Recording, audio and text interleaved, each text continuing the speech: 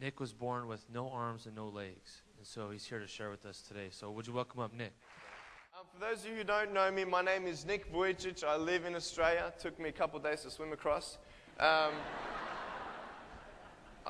have had a wonderful 9 weeks of my life, the best 9 weeks of my life. I tell you, I've been touring by the grace of God, and oh, God is so good. We did 2.5 weeks in South Africa.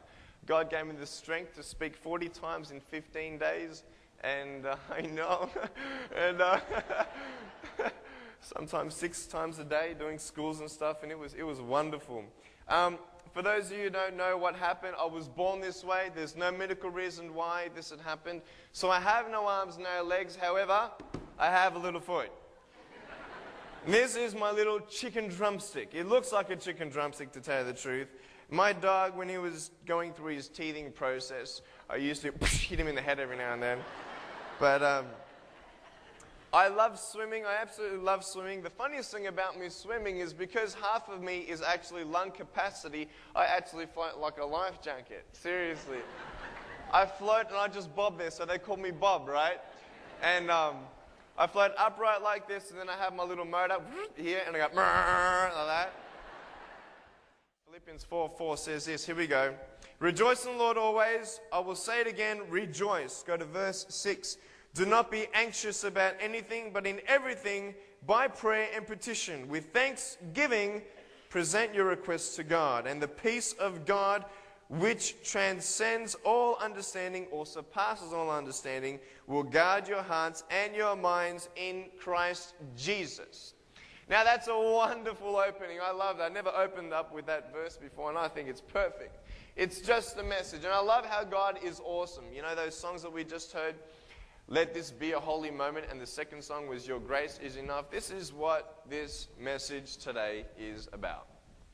Holy moments. Are they a good moment? Yes, absolutely. Do you feel good in a holy moment? Yes, absolutely. You know what? Something that Satan uses for us to stop us from being closer to God is fear.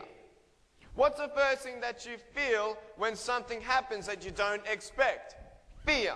Can you imagine my parents, Christian parents, my dad being the pastor of our church, Mum's there, she just gave birth to me, and she's actually not seeing what's going on. The doctors hold me down far enough so she can't see me because they're terrified with what reaction she's going to get. They had no warning at all. My dad saw me. Honestly, his face, my mum said his face turned green and he left the room to go, bleh, okay? He could, no kidding. The midwives there, the nurses, they wrapped me up and hid me from my mum's face. And the nurses were crying. And my mum's like, what is going on? Fear. Fear. When something happens in your life that you don't understand, that you don't expect, you are paralyzed with fear. But God does not give us a spirit of fear, but of power and of a sound mind and a lot of other things. But God's grace is enough, is the message today. Deserve such punishment? What about me? What did I do to deserve that? And if God loved me as much as everybody else, then why did He make me with more, maybe, shortcomings of sufferings? Why? And obviously it was not only hard for my parents, but it was hard for me. I went to school, then everybody teased me. Everybody pointed their finger at me and laughed at me. I mean, kids are cruel these days, man. If you have a freckle on your nose or something, man, they're going to tease you about that. If your ear looks different, they're going to tease you about that. That's how kids are these days, and I was no exception. And I felt so lonely. You know what? I grew up in Sunday school, and the only thing that I wanted in my life, in my depression, was for someone to come up to me and say, everything is okay. For somebody to tell me that everything is okay, the only reason why I would believe them is if they knew what I was going through. But I couldn't believe anybody because no one knew what I was going through. Does that make sense?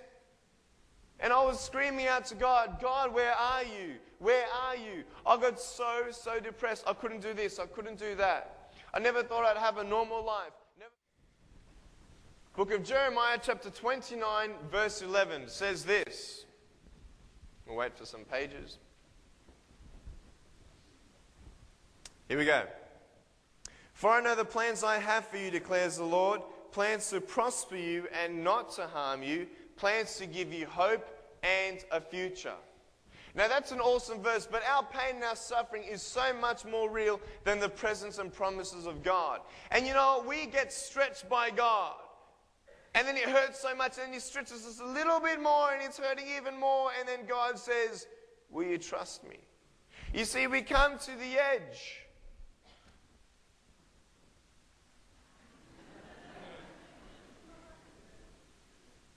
I don't want to fall off this table or anything, because I'm going to break an arm or something. But we come to the... I was at a point in my life where I wanted to cry out to God, and I wanted God to answer me. The greatest impatience that we have is waiting on God, waiting on those prayers to be answered. And every single one of us has unanswered prayers. And listen to this. We come to a point on the edge, screaming out to God. Psalm 13. How long, O Lord, will you forget me forever? How long will you hide your face from me? How long must I wrestle with my thoughts and every day have sorrow in my heart? How long will my enemy triumph over me? Look on me and answer me, O Lord my God. Answer me. He's not answering you. You have a hope and future for me, but you can't even answer my prayer. What's with that? A lot of people put my suffering and my disability as bad luck. Bad luck. Is there anything such as bad luck in our lives? Is there anything such as luck, chance, or coincidence in our lives? Absolutely not. Let's prove it in the Bible. Romans 8:28. Right now. Let's go. These are the scriptures where my hope is built. In our suffering and pain. I want to share it with you. Romans 8, verse 28.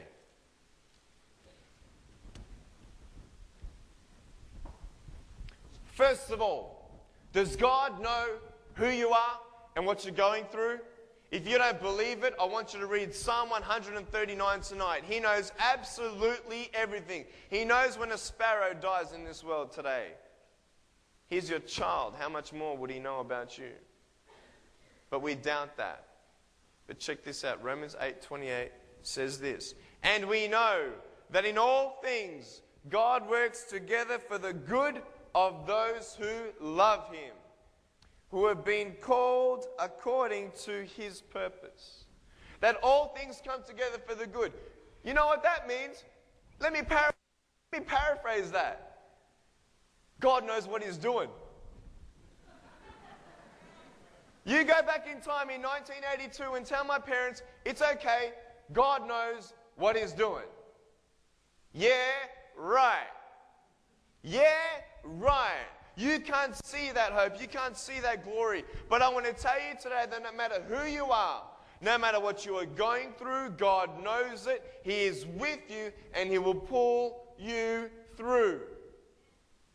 I want to tell you that there is no storm that is too big for God. And there is not one suffering that you will go through and not see glory revealed. There will be some good if you hang on. Romans 8:18 says this.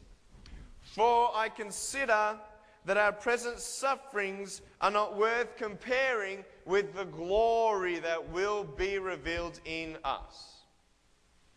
You know what? I want to tell you about prayers. If you are praying for something today, if it is God's will, it's going to happen in His time. And if it's not His will that would come to pass, God has something better. But I tell you, that verse, consider the present sufferings as nothing to compare with the glory revealed in it. You know, that's my life. If you sum up all my life of wanting to give up, and all my depression, wanting to commit suicide, you put all that there, and you compare it to the glory revealed in it, I tell you, all that stuff is microscopic. Do you know why? Because I have no arms and no legs.